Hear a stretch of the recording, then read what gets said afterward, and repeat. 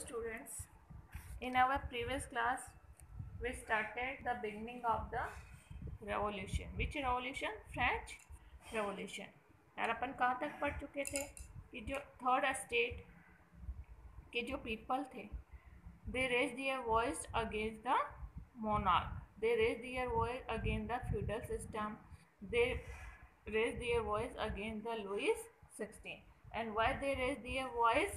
Because they wanted to draft a new constitution, and in that system and they were demanding for the equal votes, and but this demand was not accepted by the Louis XVI, as a result of which they boycotted the assembly and they collected in the ground, and there they organized a national assembly. And as a result of which thousands of people gathered in the ground. There were near about 7,000 men and women. They gathered in the ground. And why they gathered? Because they gathered because they formed their national assembly and they wanted to constitute in or draft a new constitution.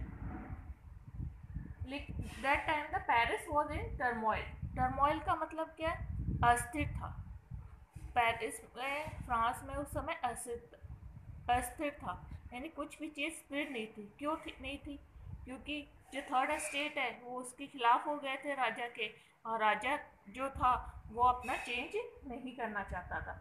पर जब राजा ने क्या देखा कि वहाँ पे 7,000 लोग इकट्ठे हो चुके, तो उसको डर था कि शांति भंग हो सकती है, तो इसलिए वो क्या करता है, वहाँ पे अपने ट्रूप्स भेज देता है. Troops means army and soldiers. लेकिन there was a rumour among the people who gathered in the ground. क्या यानी रूमर यानी अफवाह. क्या अफवाह हो गई थी? This troops they are coming to kill them. तो क्या अफवाह हो गई थी कि ये जो ट्रूप्स हैं, ये जो गैदर हो चुके हैं, इनको मारने के लिए आ रहे हैं. तो ये अफवाह हो गई थी. तो as a result of which this mans and womens who gathered there, they attacked on the Bastille fort. कहाँ पे अटैक किया उन्होंने? Bastille fort. और बेसिल फोर्ट पे अटैक किया. इतना ही नहीं, उन्होंने वहाँ पे जितने भी आर्म्स एंड एम्यूनेशन थे, यानी हथियार और जितने भी वेपन्स थे, उन सबको लूट लिया. And they also killed the commander of the Versailles. और उन्होंने वहाँ का जो कमांडर था उसको भी किल कर दिया. और उन्होंने ऐसा क्यों किया? बिकॉज ये जो बेसिल फोर्ट था, ये किसका, जो मोनार्क सिस्टम था, तो उनका था. तो ये लोग क्या करते, ये किस चीज़ का सिंबल था? Autocratic power of the king. That's why they destroy the fort. और उन्होंने जितने भी आर्म्स और एम्यूनेशन, हथियार, वेपन्स, गोला बारूद थे, वो सब वहाँ से ले लिए. और फिर उन्होंने क्या किए, इसके जो भी पीसेस बचे थे फोर्ट्स के, उन्होंने वो बाजार में सेल कर दिया उन लोगों के लिए जो कि उसको एक एशियंट मोनामेंट्स के रूप में रखना चाहे, डिस्ट्रक्शन के रूप में. और इसी तरह केवल यहीं पे नहीं थी, दूसरी तरफ वहाँ पे क्या प्रॉब्लम आ चुकी थी कि the population was increase. Population increase हो गई थी एंड फूड, तो production was less. Population increase हो गई, प्रोडक्शन कम था, इंक्रीमेंट भी कम था, इंक्रीमेंट वॉज ऑल्सो लेस. तो जिसके कारण क्या हुआ, वहाँ पे shortage of food grain, shortage आ गई. किसकी? फूड ग्रेन, खाने की, ब्रेड्स की.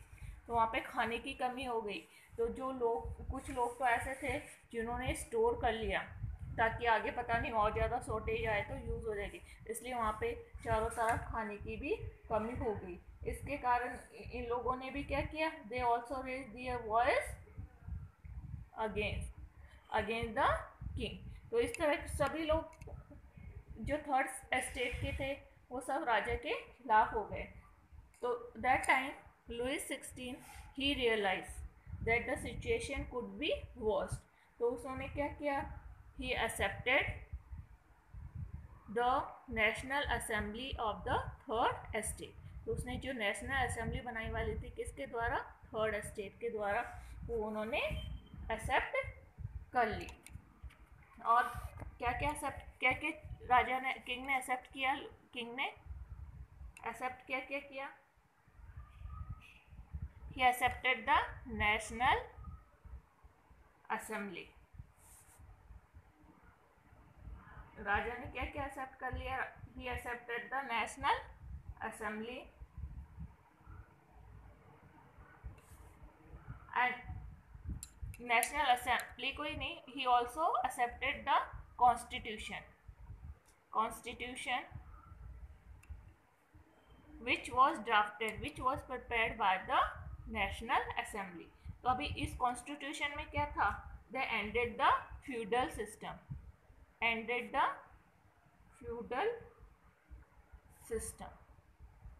उन्होंने यानी फ्यूडल सिस्टम को खत्म कर दिया. And the power was in the hand of the constitution. And they also ended the privileges, यानी जो भी सुविधा दी गई थी किसको, क्लर्गी क्लास को, that was also ended and the tithes were also abolished, and the tithes were also abolished. tithes जैसे मैंने बताया था क्या था, वो 1 टन जो अपना इनकम होता था पीजेंट्स को, किसको देना पड़ता था, चर्च को. This tithes were also abolished. तो ये भी खत्म हो गए. यानी फिर से रिवाइज करते क्या क्या हुआ. ग्राउंड में कितने लोग इकट्ठे हो गए थे, near about 7,000 man and womens were collected their.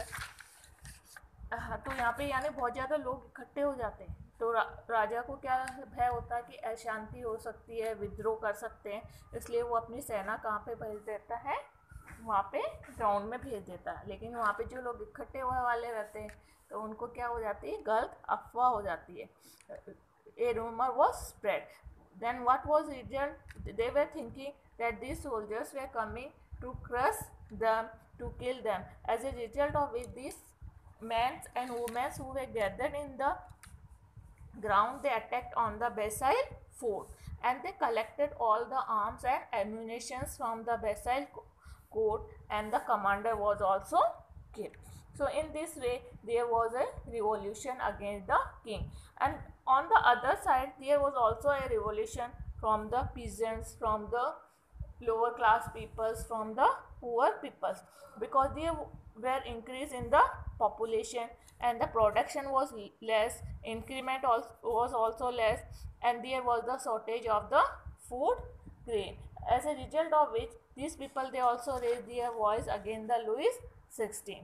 And Louis XVI thought that the condition could be worse. As a result of which Louis XVI, he accepted the National Assembly. He also accepted the constitution drafted by the National Assembly.